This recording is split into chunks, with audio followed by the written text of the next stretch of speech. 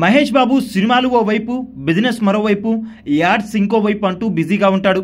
ఇక సేవా కార్యక్రమాల్లోనూ మహేష్ బాబు ముందుంటాడు. బురిపాలెం గ్రామాన్ని కూడా దత్తత తీసుకున్న సంగతి తెలిసిందే. ఇక మహేష్ బాబు సినిమాలతో బిజీగా ఉంటే ఆయన వ్యవహారాలని నమ్రత చక్కబెడుతుంటారు. మహేష్ కేవలం సినిమాల ద్వారానే కాకుండా ఇతర మార్గాల్లోనూ ఆదాయాన్ని ఆర్జించాలని ప్రయత్నిస్తుంటాడు. అందుకే రకరకాల వ్యాపార రంగంలోకి స్టెప్ వేస్తూ ఉంటాడు. అనేక బ్రాండ్లతో కొలాబరేట్ అవుతూ ఉంటాడు. సినిమాలు, బ్రాండింగ్ మాత్రమే కాకుండా మహేష్ బాబుకు production house, rainbow hospitals, AMB cinemas, కొన్ని రియల్ ఎస్టేట్ సంస్థలలో వాటాలు, జ్యువెలరీ సంస్థలో వాటాలు కలిగి ఉన్నాడని తెలిసిందే. మహేష్ బాబు కొత్తగా మరో వ్యాపారంలో అడుగు పెట్టబోతున్నారు.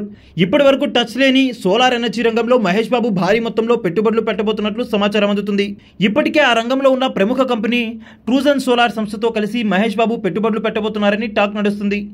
ప్రస్తుతం మహేష్ బాబు సినిమాల విషయానికి వస్తే రాజమౌళి మూవీ కోసం రెడీ అవుతున్నాడు.